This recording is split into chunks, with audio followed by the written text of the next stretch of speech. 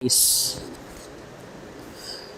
Chapter number 2 में अगर हम देखें तो आइस आपको देखने को मिलेगा। ये है इंफॉर्मेशन, कंफर्मेशन एंड इलैबोरेशन।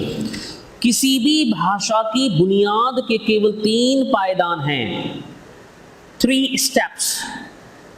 सबसे पहले इंफॉर्मेशन। अगर वो इंफॉर्मेशन पक्की है तो बढ़िया बात। किसी को देखकर उसके मन में उसके विचार मेरे मन में आया कि ये व्यक्ति ये कर रहा है या इसने किया या ये करेगा, लेकिन अगर यही विचार आने के बाद भी मैं श्योर ना हूं तो फिर मैं सेकंड स्टेप पर कदम रखता हूं, और वो सेकंड स्टेप है कंफर्मेशन।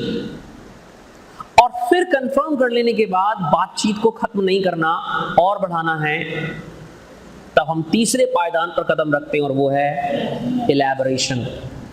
चाहे आप हिंदी बोलें, तेलुगु बोलें, कन्नड़ बोलें, राजस्थानी, मारवाड़ी, पहाड़ी भाषा बोलें, गुजराती बोलें, मराठी बोलें, चाहे इंग्लिश ही क्यों ना बोलें, हर भाषा इन्हीं 3 बुनियादों पर खड़ी है।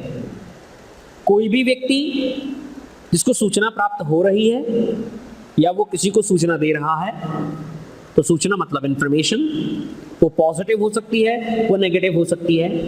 फिर जब अगर वो सूचना पक्की उसे नहीं मालूम, उसके मन में डाउट है, तो वो दूसरा काम करता है और उसे कहते हैं कंफर्मेशन।